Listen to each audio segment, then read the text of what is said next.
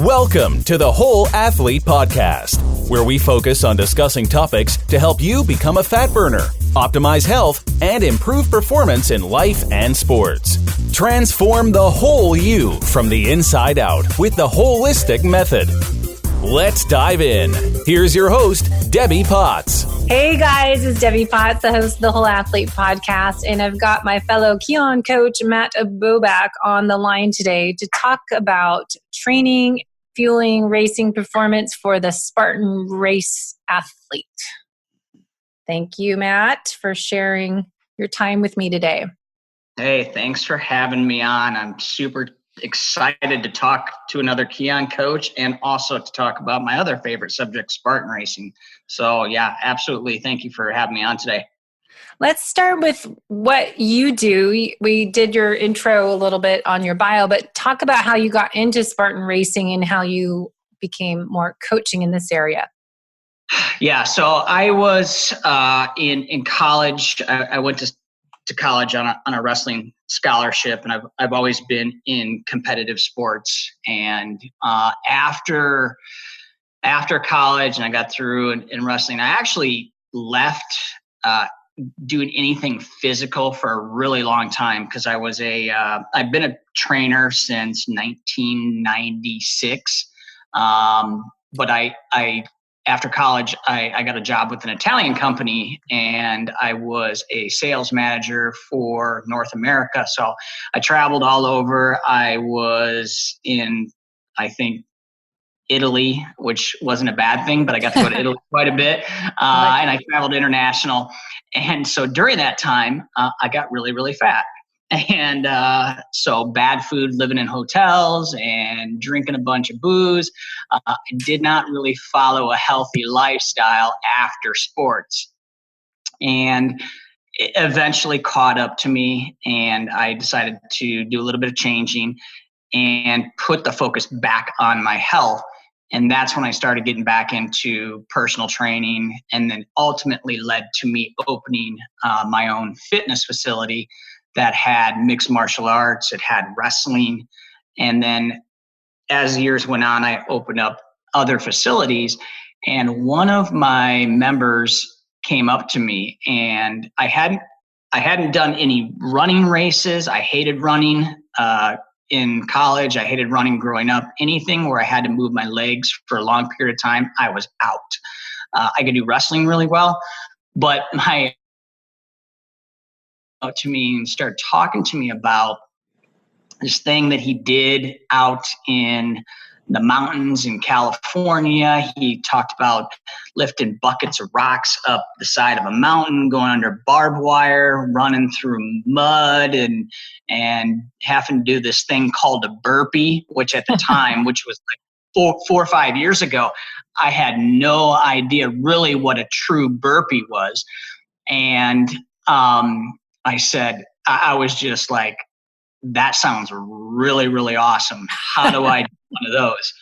And it just kind of just snowballed into this thing. We got our gym involved in a couple races in Milwaukee Brewers Stadium.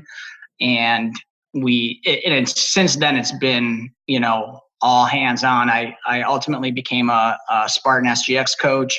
I got really heavily involved to the sports, and in 2016 I actually made my first trip to the World Championships, where I finished 5th at World Championships in my age group. And so since then I've been training clients at the elite and competitive level for the sport, and that's kind of just where I'm at today. So I do a lot of online coaching and stuff, and I'm getting ready to actually open up another fitness facility. Wow.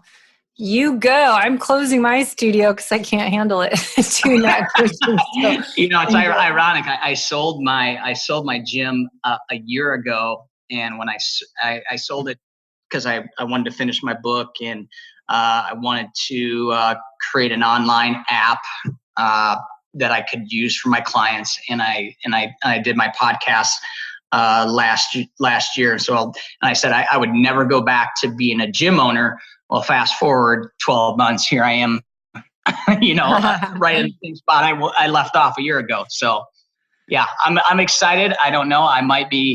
You and I might be having a conversation a year from now saying, hey, I'm out of the gym business. Well, I think you have to be excited and passionate, and my passion isn't there for it. So my building's being torn down, so it kind of forces me out, and I just don't have the energy to start a brand new business and lease a space, and the rent's super high where I'm in Bellevue, Washington. But my passion is going towards, what we're doing today and talking about coaching athletes and how to improve your performance and longevity. And I think it's, you got to follow your passion and your purpose and your mission. Yeah, and and kind of go back to Spartan race.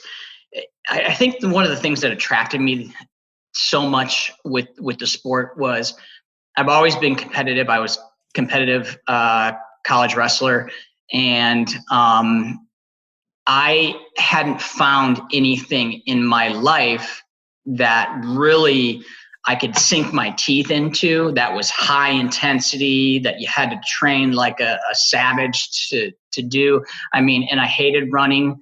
And the beauty of a Spartan race is you're not strictly aerobic all of the time. You have various courses that range from 3 miles long, which they call a sprint, which is a shorter race, to all the way up to what they call their beast level, which can be, anywhere from 13 to 17 miles. So they have different courses that you can compete on during the course of the year. And one of the things that Spartan does really well that a lot of the other obstacle course race series don't is they use the terrain as an obstacle. And a lot of these races have high elevation. We're doing a 15-mile course, and it could be 4 to 5,000 feet in elevation gain just over that period. So they do a really good job. Not only that, they have, you have 20 to 35 obstacles per race.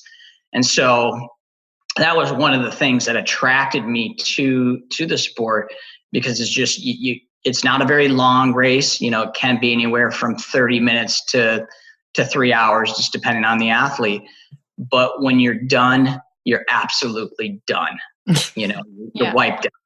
And that's the type of training that I gravitate to, and that's the type of sport that I gravitate to.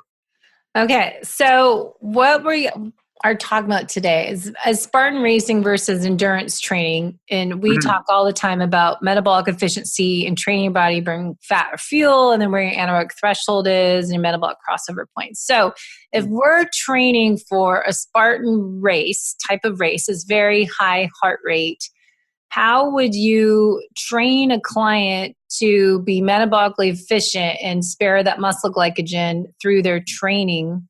And then we'll get into fueling and supplementing. But to start with training for it, because it's so high, and I'm training a client right now, I'll just add in before I give it to you, that she is training high heart rate day after day. And I find, that's my first thing is like, how do you train? Because I know us endurance athletes should do more HIIT training and shorter duration. So I understand the benefit of Spartan racing, but then are training for it because you're doing a lot of the good high intensity intervals, but is it still overtraining and under recovery? Yeah, and something that I think you and I have talked about, previously, about with adrenal fatigue issues, and something that I just recently, over the last couple of months that I've been I'm dealing with is, my cortisol levels plummeted, testosterone levels went in the tank.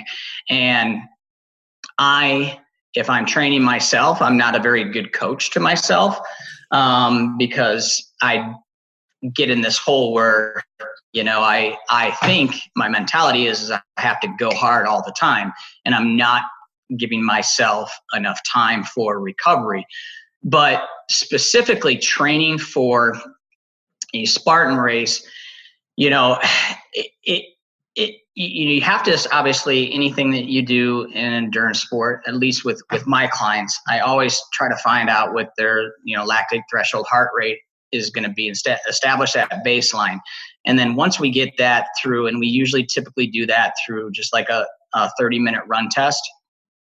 And then once I figure out, what their threshold is, it is not a scientific, way to determine, when that particular individual starts to burn carbohydrates predominantly over fats.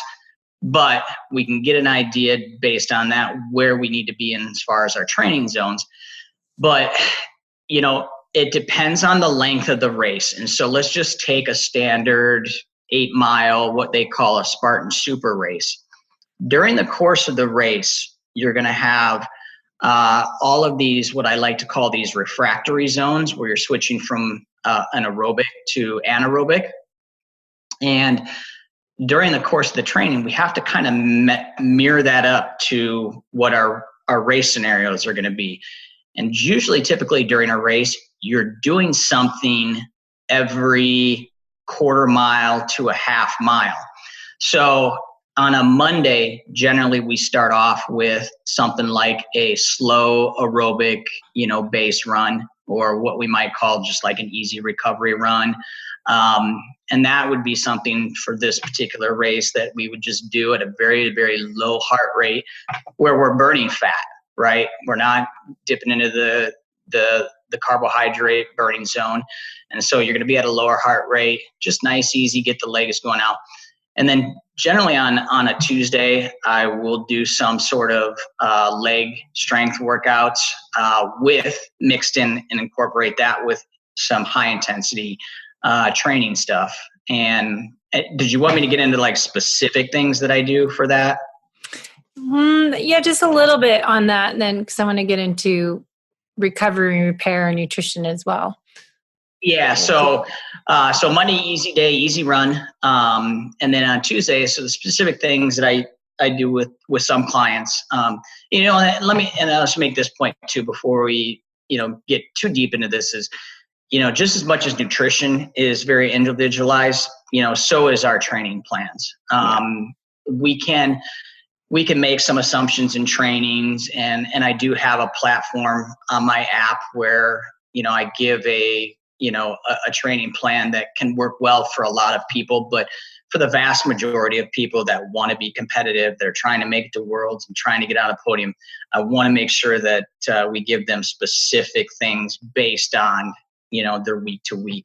But because I'm a data guy and I like to look at people's data and we make the changes based on that. But do you use an Oura ring or anything to know their data, just to know if they're recovering from that workout, to reassess? But yeah, most of the clients have some clients will use a Whoop. A lot of the data that I look at too comes from like a Garmin app, or they might have a TomTom. A lot of the heart rate data, their elevation, kind of their cadence and stuff like that. Those are the things that I like to look at when it's specific for the training protocols that we use. But things like an Oura ring or Whoop can be really good tools when we're trying to look at recovery, because you and I obviously know how important recovery is. But on a Tuesday, I would do lower body workouts, and we do something that's called like trap bar deadlifts, and we do the concentric contraction on the trap bar, not the eccentric, because we don't want to increase the size of the leg muscles. We want to increase the strength, but not the size. And if we do that eccentric contraction, then we get into a lot of lower back dominance, and then we start to tear muscle. We really don't want to do that for this type of sport. And then so we'll do something like that. We'll do a lot of glute exercises, because that's important when it comes to climbing and doing elevation, going up hills and stuff like that. And then we'll do something like a simple high intensity HIIT workout, which I like to do is a 4 or 5 sets of 30 seconds on and 2 minutes of rest on something like an assault bike. Mm-hmm. And then usually we'll pepper in some days off. Maybe like a Wednesday would be a day off. A Thursday is usually our threshold training or our hill training. And we'll do stuff like hill repeats with tempo runs. And so a hill repeat might look a little bit different than a traditional hill repeat, where I'll take the athlete up an incline of usually 10 to 15 to maybe even 20% grade for 2 or 3 minutes. And then at the top of that hill, I'll have them do a tempo run for 2 minutes and then have them recover down to the bottom of the hill and repeat. And that's really effective, because a lot of times on the course, our hills aren't always straight up and down. We might have a 200 or 300 foot hill climb, and then at the top of that, we might be flat for a while. So that the athlete has to get adapted to that stress and not just, climb the hill and then we're going downhill right away. So we have to put ourselves in that training block, because it is a race. And so introducing something like a tempo run at the top of the climb, although it sucks and it's hard, is an effective training tool. Yeah. And then, I just want to add in that just listening, Ironman seems easy compared to these Spartan races and the beast. That listening to my client doing these beast races, the Mount Bear and the snow and it's freezing and they have to go in water. I'm like, what the heck? Crazy. Well, yeah. And so it's the elements, and, it truly, in Ironman, I personally never done an Ironman, just because I hate running and I hate biking. But I think, you probably agree with me on this, is that I think the ability on an Ironman to control the heart rate and, kind of stay at an even keel the whole way through, is the probability of that is a lot higher than it would be at a Spartan race. So go back to training with heart rate training, because we do a lot of Maffetone heart rate, when you need minus your age, and then doing some tempo and interval training and trying to add HIIT training the other days. So when you're Spartan racing, you're training for your ability to go higher heart rate, but do you want to work on like recovery based training? Because you said like you get to flat ground, but then you have to run to the next obstacle. So how do you train people and not damage them? Yeah. And so, the things I've talked about, it may seem like, okay, like, this guy's kind of a crazy man because all the intensity is high intensity. I try to limit at maximum 2 days a week, and sometimes we dip into 2.5, maybe 3 days a week where we're doing high intensity training. But other than the threshold training and our HIIT training that we might do 1 to 2 days a week, the majority of our workouts are going to be at an easier, slower pace. And usually one time a week when we do our long runs, when we go out and just do, we try to hit 2,000 to 3,000 feet of elevation gain on like a Saturday or Sunday. We'll mix in a lot of skill work with that, so that it kind of mirrors it's almost like a race simulation, but we're not doing it at the same, obviously, intensity level as we are actually doing in a Spartan race. So we're building that efficiency through volume, but not at high intensity levels. Got it. So I'm going to switch gears on you. Mm-hmm. What about nutrition? Because we talk all about, being fat burners while we're sitting here, while you're sleeping. And since you're training at higher level, you definitely, you're not fat burning as much as endurance athletes. So you're burning more sugars. So when people just day to day, how do you have people eat? Because we're used to talking all the time now more about low carb, high fat. And, I talk to these bodybuilders on my low carb cruise I was speaking on, the Danny Vega, they're all doing the ketogenic carnivore bodybuilding program. So Right. seems like it's opposite for Spartan racing. How do you fuel just day to day? And then we'll get into racing, training and racing. Yeah. So I am not, and I don't think I'm alone in this. And there's nothing wrong with somebody who wants to be a fat adapted athlete. I just don't think for this particular sport that you're ever going to see anybody on a podium at any race that is, completely, fat adapted or doing a ketogenic diet. Somebody can prove me wrong, God bless them, because that would be pretty historic.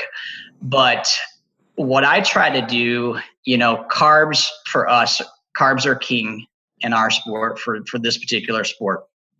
But what I try to do just on the day-to-day during the training is I try to match their fuel intake, their macro breakdown based on what they're doing for the training, during the course of the week. And so if we have a higher intensity training session coming up, obviously, we want them to increase the carbohydrates, increase the calorie intake. And I'm not too concerned with, I should say I'm not too concerned. I am concerned with obviously avoiding, processed foods and crap sugar and all of that stuff, because, if you're serious about this sport, we want to limit that intake altogether, because what kind of metabolic damage that can do to the system. And especially with athletes that are churning out and burning carbs at higher rates, when they're training for Spartan races, they are more susceptible to, at least in my opinion, they're more susceptible to these breakdowns in the immune system. And then all of a sudden now we're dealing with all kinds of other issues. And so I try to match up their nutrition based on what they are doing week to week. The one thing that I might do that some other coaches don't necessarily do is during the taper coming up to a race, food has to be stored properly in the body. And so if you go through this long period of carb loading, which, some coaches may or may not recommend, you're going to be wreaking havoc on your digestive system because you have, no true mechanism to burn it off. And so what I have my athletes do a lot going into race week is I actually have them clean up their diet entirely. And I will say limit the amount of meats, definitely no processed meats, but limit the amount of inflammatory foods that they take into their body. So they're going to be eating a lot of beans and lentils and a lot of greens and veggies and fruits. And so really clean up that diet up until about Thursday. And then Thursday, if they're racing on Saturday, Thursday evening and Friday is usually when I start to have them really increase their carbohydrates. Because I find that, if people start, if you give somebody the green light on carbohydrates, that can be interpreted in a pretty negative way, right? Does that mean I get to eat pizza and burgers? Carbs. Yeah, and eat the crappy carbs. And what you find out is, especially on the coaching side of things, is you start to see dips in performance when people just kind of go off the rails. So it's the main thing is it's good, clean food. So as we would always talk about eat real food, but a little bit heavier on the carbohydrates than other athletes, and it's probably staying away from inflammatory foods. He said grains, gluten cause some people issues, and then dairy, commercial dairy, vegetable oils, peanuts, that kind of stuff. Yeah, and if I could get my athletes, and I actually have some athletes that do follow my recommendations for that, is if I can get them to get rid of gluten and dairy altogether, I'll have them do it. I personally don't eat dairy. I don't eat gluten. I I've tried to go no meat for a period of my life, but with my training volume and the sport that I was in, or that I'm in, it ended up not ending well for me. I had to kind of put some meat back in my diet, to get some animal proteins and good source of amino acids. So, but if I can get somebody to not do dairy or not have any gluten in their diet, I will. And what happens is I find out that when they go clean the week before a race, and then they have this, Thursday, Friday, a day or day and a half, 2 days before the race, their body tends to respond very, very well and kind of almost super compensates, and they get really amazing results as far as the race goes. The way they feel, their heart rate, their energy levels during the race, the lack of fatigue that they would normally have. And the formula has actually worked out pretty well for the athletes. Same with coffee too. Do you ever have them taper off coffee up to race? I was just listening. Yeah. So that's hard.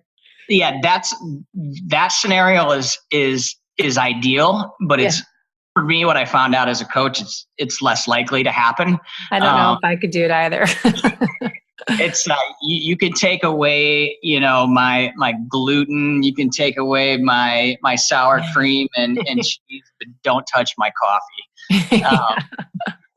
And so that's what I found out is less likely to happen. And I have to be realistic too with clients. Like I said before, nutrition's so individualized, and I have to look at everybody as an athlete, and I have to look at how they're performing during the week.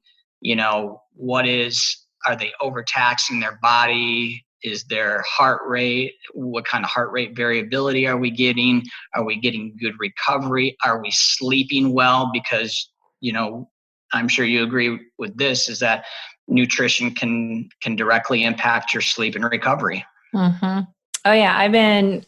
That's not my program. The Holistic Method is working on all the 8 elements, and sleep is huge. And I've been trying to do this myself, and it's amazing how it works with people. Is stop eating 3 hours before bed. And I read that in Dr. McCullough's book, The Fat for Fuel, after he did our seminar on our Kion coaching call. But that just is always makes sense to me personally. If I eat and then go to bed, I can't sleep as well, and I wake up a lot more, and I just have really poor quality sleep. But just stopping eating, and then for me, I do intermittent fasting. It's easier to fast longer if I'm trying to do that. But I'm not sure if you guys ever work on that with sleep, the intermittent fasting for that sport. Yeah, I think majority of my clients, because once you get into a certain level of, some of the athletes are just on a certain level right now where they're competitive and they're trying to get on a podium every single race. We are pretty regimented on the things that we do. And we obviously know that, number one, sleep is super important to the entire process. And sometimes that gets overlooked because we have this hard charger mentality, and it's just a societal thing. Everybody has jobs and they're working. And people think that, we can just, we'll fight through it. I can sleep when I die and yada, yada, yada, yada. But we get into a really regimented schedule where people are training roughly at the same time every single day. They're eating at the same time every single day, and they're having their dinners at the same time every day. So we don't have this gigantic, fasting window. It's generally, the time that they eat their last meal at night, which might be, for most of my athletes, it's usually typically no later than 6:30. And so the first time that they probably eat the next day is typically going to be around 8:30 or 9. But that feeding window, we don't condense it into, like the typical intermittent fasting where you have like this 4-hour feeding window. We generally eat during the day, through the course of the day, based on kind of how they're feeling. And that, for at least the Spartan side of things for my athletes has worked really, really well. Yeah, for sure. I think it's different. You have to fuel a little bit more and you can tolerate more carbohydrates versus I'm so carb intolerant that I'll get a headache or feel tired and draggy. And I just was doing a podcast and a blog about how if you're eating the right free metabolic type, the right amount of carbohydrates, fat, and protein, you'll be able to tell how you feel and if you eat the right amount, if people ever stop and listen to their bodies. That's what I keep saying in my book too, Life's Not a Race. You got to stop and be aware of those red flags before it's too late and then you're damaged goods. Well, and that's the thing too, I think a lot of people struggle with, especially, if you're not a seasoned athlete and you want to do a Spartan race, is a lot of times people want to take on this big challenge, and during the course of training, they're trying to get all of the pieces of the puzzle right? So they want to get their training right. They want to get their nutrition right. And so sometimes there's a little switch that goes off there where people don't really necessarily listen to the signals that their body are telling them. If they start to feel bloated, or they're not sleeping well, or they're sore for an extended period of time, they kind of just assume that that's just part of the deal, and they're training for a Spartan race. And so they think that's just part of the game. Those things shouldn't happen on a regular basis, right? Mm-hmm. We want to make sure that our nutrition and our training, it keeps you feeling good, the majority of the time. And it's okay to be sore. It's okay to have a bad night's sleep. But when you have these things that are repetitive, those are signals coming from the body saying something possibly not right. And we need to take a deeper look into that. So the last little bit here, that's a good transition into supplementation. And when you're doing a race or just recovery, we work as coaches did training with Ben. So we've got the information on Kion supplements. What do you find of other brands as well, not just Kion, but supplementation that is needed when you're training such a high intensity level to help recovery and repair? And during a race, what would you take before, during, and afterwards? Yeah, so supplementation, I think in certain respects is definitely important to the athlete. But my view on supplements has always been, if there's not a proven deficiency in a specific area, I don't feel the need, or it's my place to recommend it. Not that supplementation is not important, or not that supplementation can't enhance something in your life to make something better. But if somebody doesn't have a deficiency in a specific area, then they don't really need to throw supplementation in there. Now, there's a lot of ways that we can be deficient and we just don't even know it. So generally speaking, obviously I recommend, one of the big things is a Kion amino acids. And that's a staple across the board for all of my athletes. And that is probably one of the supplements that everybody, should be taking regardless of, if they have a deficiency in a specific area anyway. But as far outside of that, the fueling, that if we're doing like a pre-race or intra-race fuel, that all depends on the specific athlete. And the way that I kind of break that down for the athletes is that, we need to gauge how they perform, during a race. We can make some general recommendations, after like the first race. If, let's say it's somebody going out and do their first race, I may make some general recommendations on how to fuel during the race.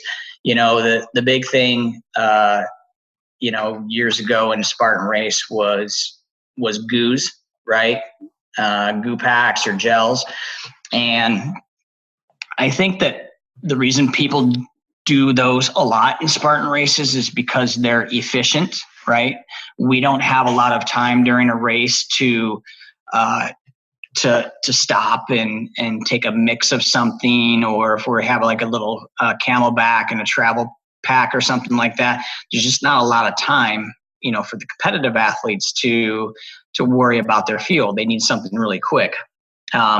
So we may say something like, I don't know, have you heard of the brand Morton?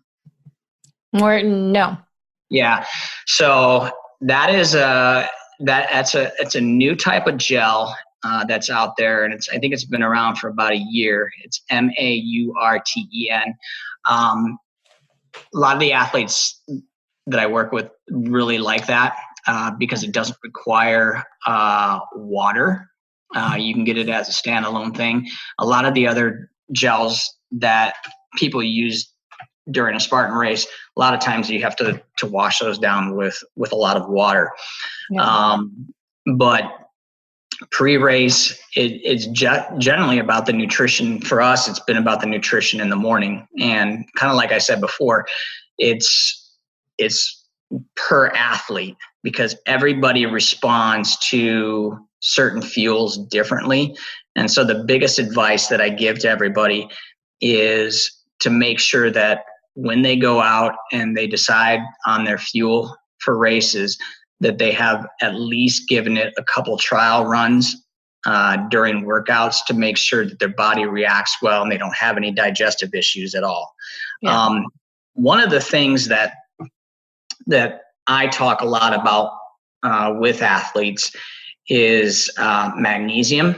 Mm-hmm. And we use a spray magnesium, and I think I know the brand that I use is called Ancient Minerals.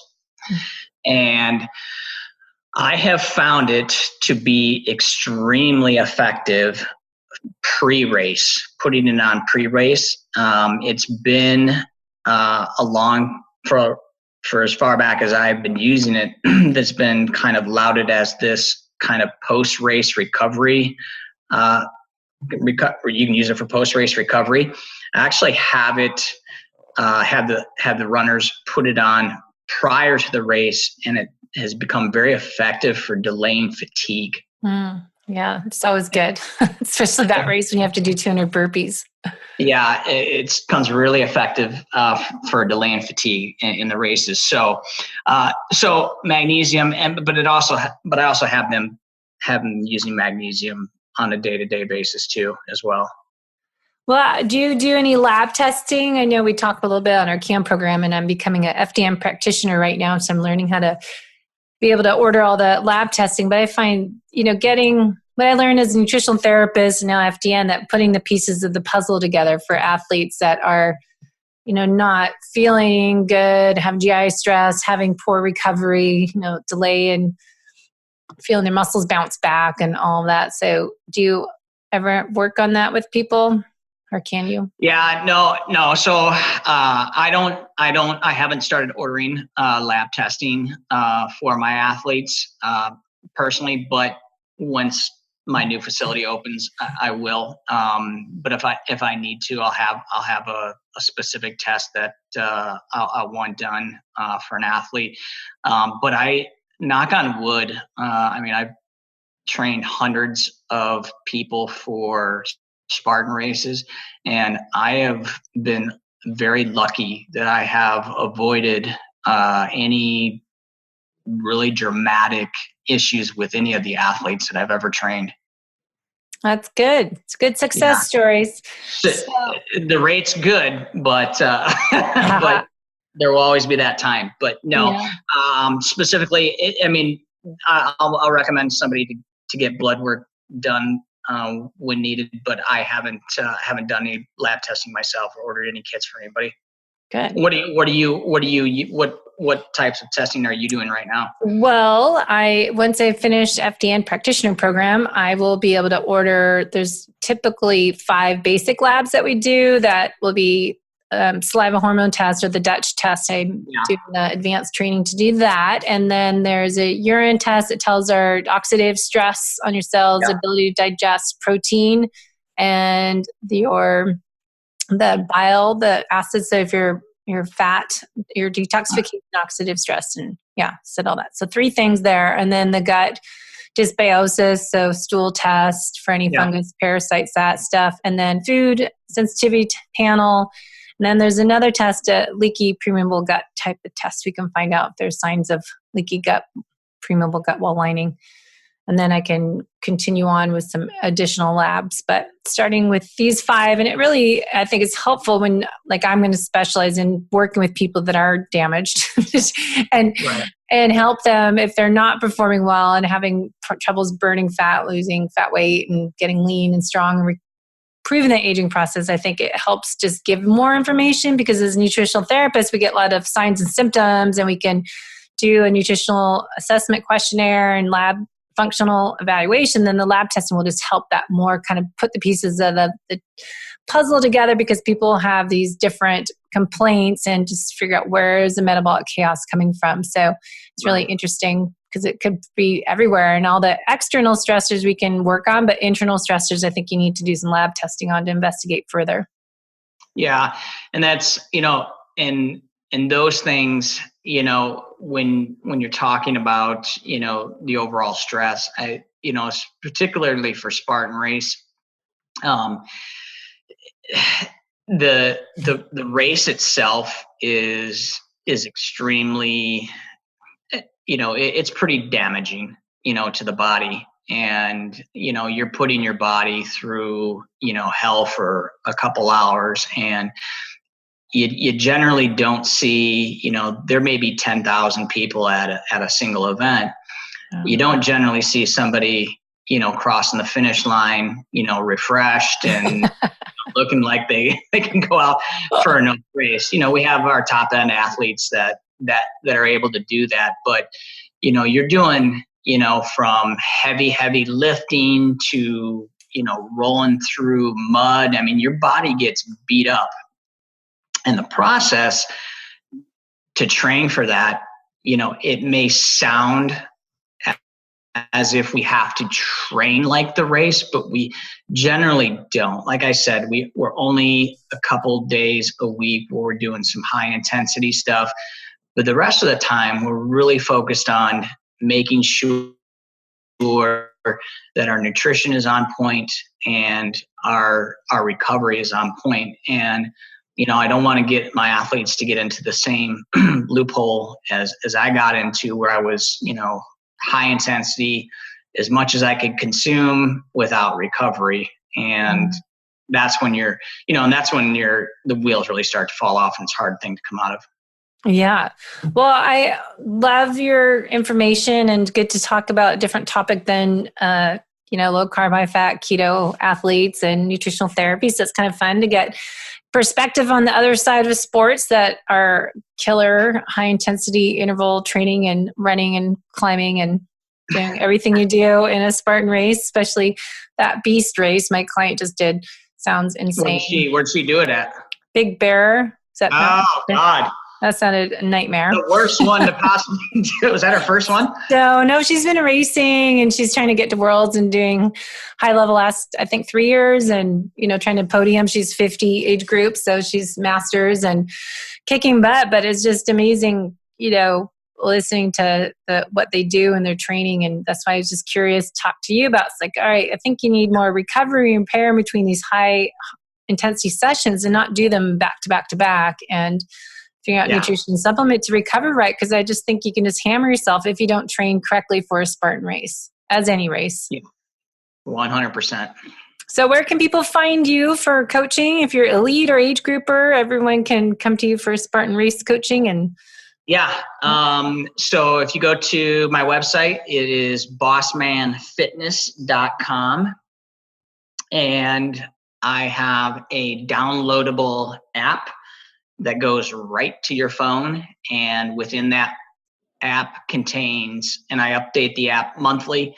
So inside the app, it's $33 a month. I have 3 different obstacle course training plans that come along with, heavy carries and grip work, also all the running, and also has a variety of nutrition plans inside the app. Along with that, if you want to just get, if you want to build strength, you want to build endurance, I have a CrossFit style programming in there. I have all kinds of different workouts just for your average person who just wants to get healthy. So yeah, bossmanfitness.com. And if your guests ever have any questions specifically about Spartan racing, they can always reach me at info at bossmanfitness.com. Perfect. Well, thank you so much. And what's your next race? I'm out for the season. I decided to take the season off just because I was going through my adrenal issues. And I thought, it's a good time. I'm going to be opening another gym. So not to put extra stress on myself, life is not a race. Yes, very good. We got to practice what we preach, right? Learn That's from our experience. Don't repeat it. Okay. Well, thanks, guys, and enjoy the talk with Matt today. And hopefully we can take some notes and listen to it again. All right. Thanks, Debbie Potts. Thanks for listening to the Whole Athlete Podcast. If you have any questions, feedback, or topic suggestions, let us know on Facebook or at wholeathletepodcast.com. You can help us continue and grow by leaving a review on iTunes. Thanks again, and see you next time.